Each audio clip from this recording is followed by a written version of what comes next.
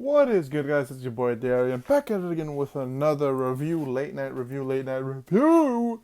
And Katy Perry has just dropped her album 143, which, if you have anticipated this album, I just want to let you know personally and honestly why. Like, why? Like, just why. Now, back then, I just want a little story.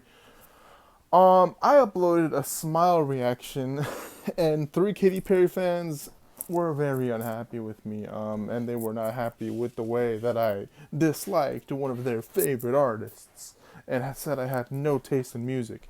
Now, I'm not gonna lie to you. This channel is based on tasteless reviews. Not gonna lie to you, because if you look to the dislike and like ratio on most of my reviews, it's pretty bad. But guess what? I don't give a fuck. I don't give a fuck, and I don't give a fuck because hey man, the title says it for itself, man. All right, I'm not gonna lie to you here, man. This shit is some Arby's music, bruh. This shit is ass. This shit is trash. You can't defend this. I don't give a fuck how you defend this. You can't defend this. This shit is garbage as fuck. All right, I don't give a fuck if it's Don Tolliver fans want to come at me again. I don't give a fuck. I don't give a fuck. I don't give a fuck. Katy Perry fans, come out my ass, man. 'Cause defend this trash, this garbage, this throwback Thursday ass, garbage ass, trash ass, lyrically garbage, chorus garbage ass, Calvin Harris looking ass album. Like this shit's so. I'm gonna be honest with you, man. You know, I'm not gonna lie to you. Now, this one, it'll come with a little bias. I'm not gonna lie to you. When I heard that Katy Perry was gonna drop this year, I was just thinking to myself, man, oh man, I already have some bad albums this year, but Katy Perry, please, there's no way, in good God hell, that you can make this any worse than I have had this year. You can't make it worse than Gunna. You can't make it worse than whatever the Don Tolliver shit was. No offense, but hey, looking back at it, I'm not gonna lie to you. At least that Don Tolliver album had a thematic theme of having this like rock and like weird psychedelic ass fucking album. I don't. But the theme of this shit is Throwback Thursday, Calvin Harris trash. All right, you're colliding with Dr. Luke, a sexual assault motherfucker who did the Kesha shit. What are you doing? You're already not even looking good for the album rollout. You're looking like a bitch. You're looking like a whole bitch. All right, I'm using the B word. I don't give a fuck, man. I don't give a fuck. It's not like this bitch is actually a feminist or anything, bro. She a fake feminist. Bro. All right, now I'm crashing out. I usually review these things. I usually review the tracks. But why review them when all I can say is that your feature is the best thing on each of the worst tracks? The feature outdoes you, Katy Perry. You're the reason why these tracks suck ass. Your production is hot garbage. Like, bro, all right, here's the thing, man. Here's the thing. Now, we know there's this thing called McDonald's music, and you could say that Drake kind of makes McDonald's music. But even with McDonald's music, there's this thing called hits, or like, quarter pounders or Big Macs. Like, there's some heat. There's some heat at McDonald's. There's some hits that we get. And I dare say that Katy Perry back in her day, I could say she made at least some McDonald's music. You know what I'm saying? In my opinion, she had hits. She had California Girls. She had Last Friday Night.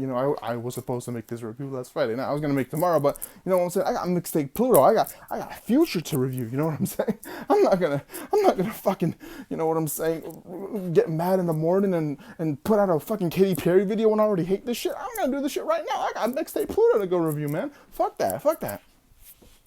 But yeah, she has hits. You know what I'm saying? The one that got away, the one with Kanye. She has hits. She has hits back in the day. She actually made a good music. You know what I'm saying? I dare say even back before Smile, she still at least had the one with the Migos song. I forgot what that shit was, but that was a good, I think, I forgot, Bon Appetit, right? At least she had that. You know what I'm saying? But as time goes on, this bitch has no hits, man. She can't even make hits no more. Like, here's the thing, man. You don't gotta have good albums, but if you can't make a good album, my excuse is that you could at least have a hit or two hits on your album that make it at least like pretty high in terms of the top 100 or something, that you could at least look back to and be like, you know what, my albums, in terms of albums, I might not be the greatest artist, but at least I have hits. And Katy Perry is definitely one of those fucking artists, even though she doesn't have that many albums in her whole catalog career. But the thing is, she's nowhere near Bruno Mars's level, man. Like, Bruno Mars not only has great, I could go into review Bruno Mars's albums, but I won't do that. Bruno Mars, you know what I'm saying? He got hits and he got great albums. Katy Perry got neither of them shit. Okay, she has hits. Wait, what am I? Okay, now I'm being a fucking idiot. All right, let me stop rambling now. As far as the review goes, that's kind of the review. I'm not gonna review this shit. All right, I listened to it one time, and I wanted to die inside. What I just said is what I really meant. Calvin Harris ass production. Way too many writers for some of the worst, most boring, most nonchalant, most I don't really give a fuck about what you're talking about lyrics. Fake feminist, Woman's World, it says it all, right? Even the video, whole fake feminist has fucking track, garbage of shit. Your features are outdoing the fuck out of you. And, I know you're probably going like, damn, but at least you like one track.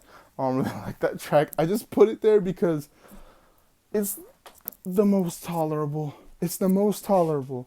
I mean, it's honestly a mid track, but Doichi, I don't know if, I don't know her like that. I know she had a good album. She sounded really good on it. Even Artificial with Jid, that track is so ass. But Jid comes in with some nice verse. But that track is so ass. Like, I don't give a fuck, man. Destroy me, dislike, I don't give a shit. I don't care. Katy Perry fans, your girl sucks, man. Your girl actually sucks. And it's showing. It's fucking showing. She titles it 143. What the fuck does that even mean, bro? What does 143 even mean, man? What's the point of this bitch ass album? I'm sorry. I had to stop, man. Like, comment, share, subscribe. If you liked any of this, actually don't even comment what you like about this album. Because if you do, you're a Katy Perry stan, or you're a psychopath, or you're a weirdo. Because I found the worst album of the year, man. I thought Gunna was bad. I thought Don Toliver was bad. No, I figured it out. And I'm gonna be honest with you. I'll be honest with you. I thought it was gonna be this. When I heard Katy Perry was gonna release an album, I knew she was gonna come in with one of the worst of them all. But the thing that pisses me off the most is I saw 11 tracks, man. I saw features that I'm not gonna lie to you. I saw 21 Savage. I saw Kim Petras, who I don't really listen to, but I heard is good. Doechi, I heard is fire. Jid, can't be that bad. Can't be that bad. Now you're working with Dr. Luke. Oh, it can be horrifically garbage. I mean, like, bitch was in the studio and said, I want to make a Throwback Thursday Calvin Harris trash ass album. I'm sorry, and I know you're probably going like, damn, why are you being so harsh on it, man? Why you really you really being a dick about it, bro? I know it's only 33 minutes of my life, but I feel like I wasted a whole 33 minutes of my life listening to this album, man.